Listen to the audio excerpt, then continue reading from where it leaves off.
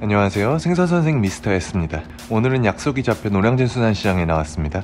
노량진 수산시장은 도소매를 겸하고 있는 큰 규모의 시장이죠. 전국 각지에서 잡힌 수산물들이 여기에 집화되는데 경매를 마친 물건은 일반인들도 도매가로 구입을 할 수가 있습니다. 서울, 아니 아마도 전국에서 가장 저렴하게 수산물을 구매할 수 있는 곳이죠. 아무래도 도매 가격이라 대부분의 품목들이 현지 가격보다도 저렴합니다. 다만 한 가지 제약이 있으니 바로 새벽 일찍 와야 한다는 거죠. 평범한 사람들이 수산물을 싸게 사려고 꼭두 새벽에 잠도 안 자고 시장에 온다? 정말 어려운 일이죠. 저도 그렇게 못합니다. 그러다 보니 결국 늘 소매점을 이용하게 되는데요. 당연한 거지만 소매점은 도매에 비해 가격이 훨씬 비싸집니다. 저는 그냥 아침잠을 더 잔 만큼 기회비용을 지불한다고 생각해요. 근데 다양한 수산물이 전국 최저가인 걸로 유명한 도매시장과 달리 소매시장은 사람들에게 상당히 악명이 높습니다. 오죽하면 옛부터 용산 전자상가와 비교되면 노량진 던전이란 별명까지 붙었을까요? 이런저런 악소문에 지레 겁먹고 시장 방문을 꺼리는 분들도 많습니다. 그래서 오늘은 소소한 이용 팁을 알려드리려고요. 사실 뭐 뻔한 얘기들이라서 팁이랄 것도 없어요. 그래도 적어도 눈탱이는 맞지 말자 하시는 분들께는 도움이 될 거예요.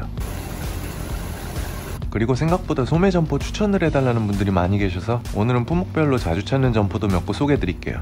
노량진에서 저렴하게 수산물을 즐기는 방법은 여러 가지가 있습니다. 말했듯이 새벽 시장에 나와 손질을 맡겨가거나 혹은 집에서 직접 손질해 먹는 방법과 지하 화로보관장 등을 이용해 저렴하게 먹는 방법도 있죠. 근데 이것도 저녁 시간엔 해당이 안 됩니다. 일찍 닫거든요. 오늘은 저녁 피크타임에 방문하는 아무것도 해당이 안 되는 경우입니다. 어떻게 보면 뚝배기 깨지기 딱 좋은 경우죠.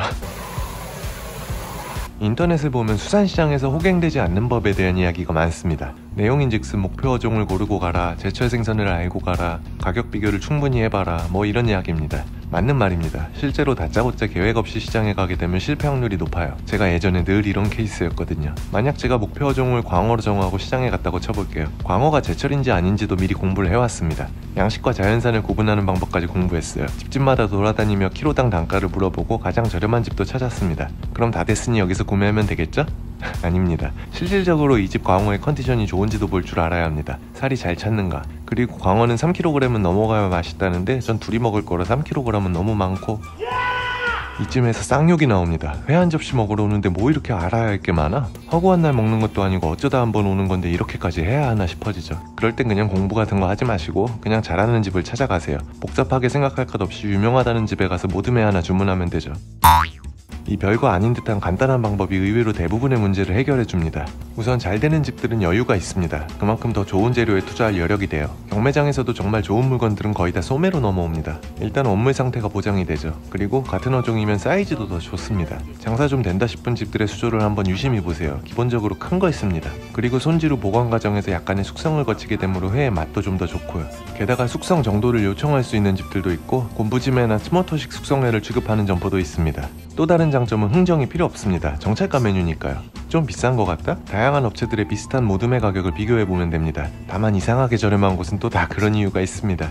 예전엔 모듬회에 대한 인식이 안 좋았죠. 저 또한 그랬고요. 팔다 남은 짜투리를 모아서 판다는 이미지가 있었으니까요. 어릴 적 제가 친구들과 바닷가로 여행을 간다고 하면 어머니가 제일 먼저 하던 말도 횟집에 가면 모듬회는 먹지 마라 였습니다. 하지만 이젠 시대가 변했죠. 물론 아직도 그런 집들이 있을 수 있습니다. 그래서 더더욱 잘 되는 집을 가는 겁니다. 회전율이 높아 재고가 쌓이지 않는 집들이요. 횟감이 신선한가에 대한 고민도 할 필요가 없어집니다. 그리고 개인이 이런 모든 구성의 회를 제각각 구매해서 먹긴 힘들죠.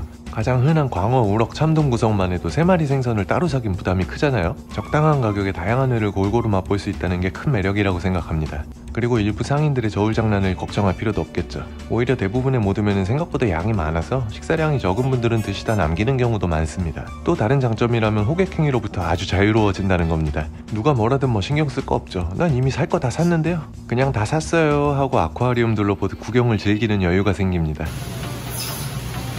마지막으로 이건 좀 특이한 경우인데 커스텀도 가능합니다. 제가 종종 이용하는 방법인데 추가금을 지불하고 어종 구성을 변경하는 거죠. 취향에 따라 입맛대로 만들어 먹을 수도 있다는 겁니다. 이런 장점들 때문에 노량진의 이 모듬회 문화는 타 시장과 차별화되는 획기적인 아이템이라고 생각합니다.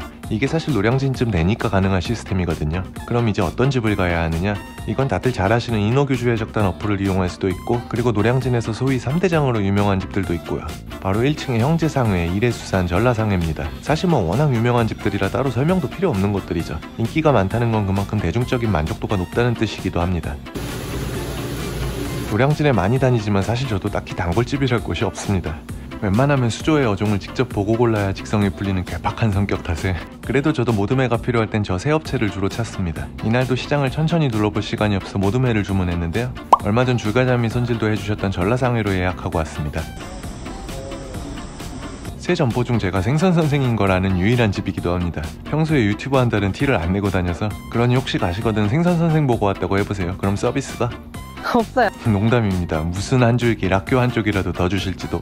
어이가 없네 개새끼가. 그래도 친절하신 사장님과 직원분들이 알아서 잘해줄 겁니다. 어쨌든 이쪽 라인 점포들을 이용하실 때 주의하실 점이라면 예약은 미리 여유있게 하고 오시라는 겁니다. 특히 주말엔 더더욱이요. 한 번이라도 다녀보신 분들은 아시겠지만 이쪽은 항상 손님이 많습니다.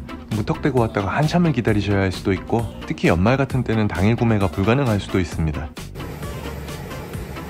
그리고 또 한 가지 팁이라면 회 드시고 매운탕 많이 드시죠? 생선 한 마리를 통으로 사면 서더리야 당연히 구매자일 것이지만 모둠회를 샀다고 해서 서더리를 못 챙기는 건 아닙니다. 탕거리나 구이용 대가리도 요청해보세요. 여유가 되면 웬만하면 같이 챙겨줍니다.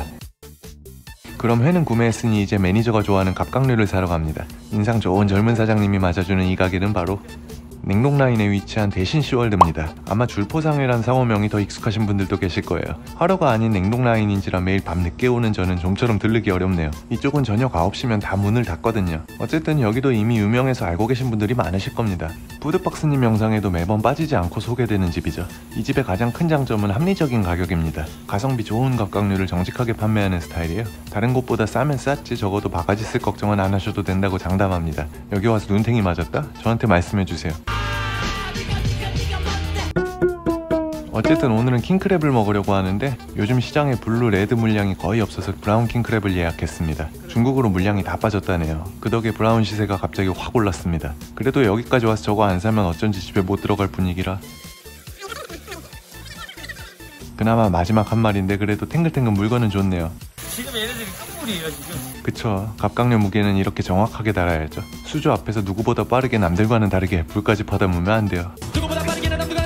그리고 한 구독자분께서 제게 문의 메일을 한 통 보내주셨는데요. 내용인즉슨 킹크랩 전문점에서 비싼 가격에 킹크랩을 사드셨는데 수율도 엉망이고 나중에 보니 레드가 아닌 브라운 킹크랩인 것 같다는 겁니다. 당시 한참 브라운이 저렴하던 시기였는데 말이죠. 킬로그램당 10만원에 달하는 갑각류를 파는데 어떤 종인진 분명히 명시를 해줘야죠. 그럼 브라운 킹크랩의 특징을 잠깐 살펴볼게요. 색깔이 일단은 브라운은 좀 노래요. 노력하다가 갈색이던가.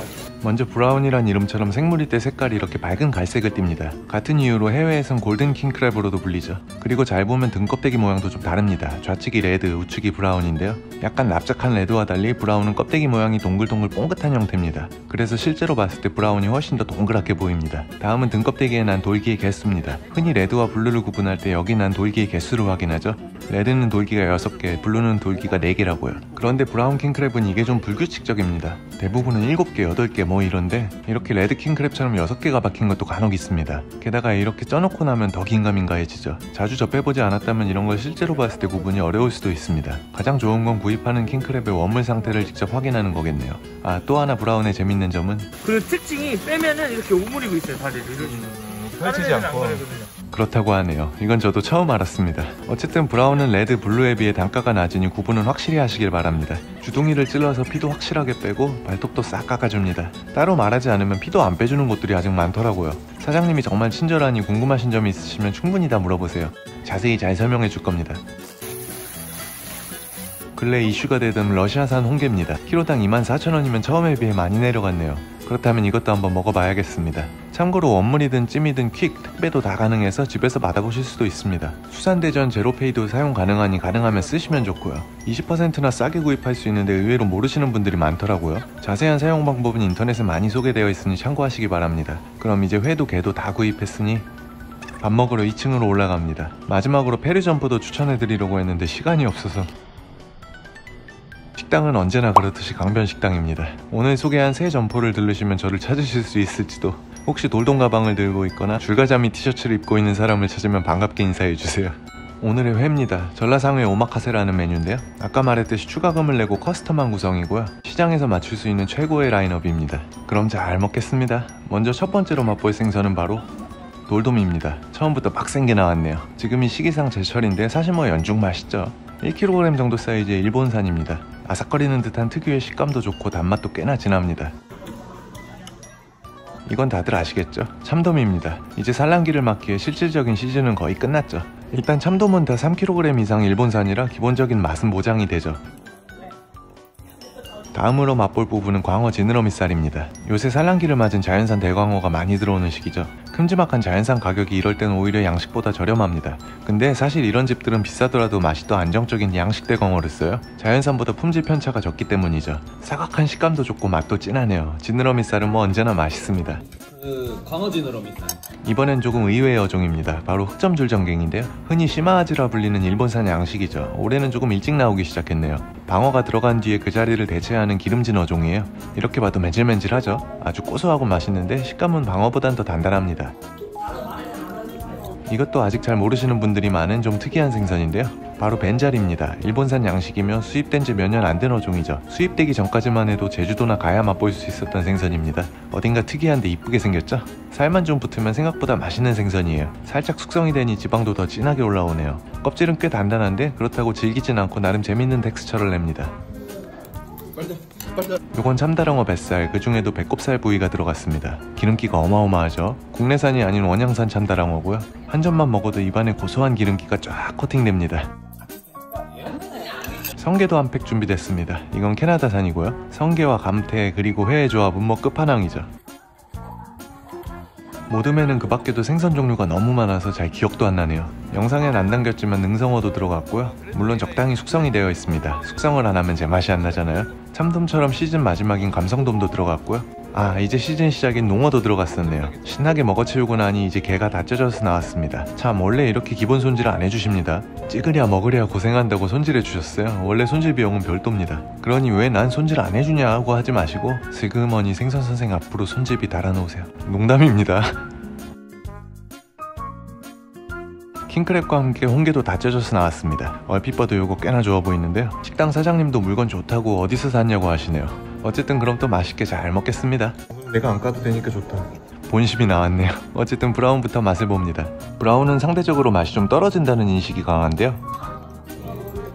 국내에 유통되는 것들 중 진짜 A급이랄 만한 게 사실 별로 없기 때문입니다. 그러니 이왕이면 좋은 물건을 지급하는 믿을만한 업체를 이용하는 게 좋겠죠? 아직 단골집이 없다 하시는 분들께는 오늘 소개한 점포들을 추천드려봅니다. 오늘은 꼭 무슨 유료 광고 영상 같지만 순수 100% 사비로 사먹고 추천드리는 집들입니다. 어쨌든 좋은 놈 잘 골라주신 덕분에 밥까지 볶아서 맛있게 먹었습니다. 사실 개인적으로 브라운에 별로 좋은 기억이 없었는데 이날 인식이 좀 바뀌었네요. 상태가 좋다는 전제하엔 레드 블루의 가성비 대체제가 될 듯 합니다. 참 킹크랩은 이 배딱지 안쪽 살도 모두 드실 수 있는 거 아시죠? 홍게도 아주 맛있게 잘 먹었습니다. 국산 홍게 좋은 물건 구하기가 어렵고 그런 건 또 가격이 비싸단 걸 감안하면 이것도 가성비 측면에서 꽤나 괜찮은 선택지가 될 듯 하네요. 그럼 오늘도 맛있게 잘 먹었습니다. 아차차차 마지막으로 주차권 꼭 챙기시고요. 오늘은 노량진 수산시장 이용 팁과 자주 이용하는 점포들 몇 군데를 소개해드렸습니다. 사실 뭐 딱히 대단한 내용은 없습니다만 그래도 시장 방문이 어려우신 분들께 조금이나마 도움이 되었다면 좋겠네요. 큰 규모만큼 조금만 알면 정말 재밌게 즐길 수 있는 곳이 바로 이곳 노량진이죠. 그럼 구독과 좋아요 부탁드리며 오늘 영상 여기서 마치겠습니다. 시청해주셔서 감사합니다.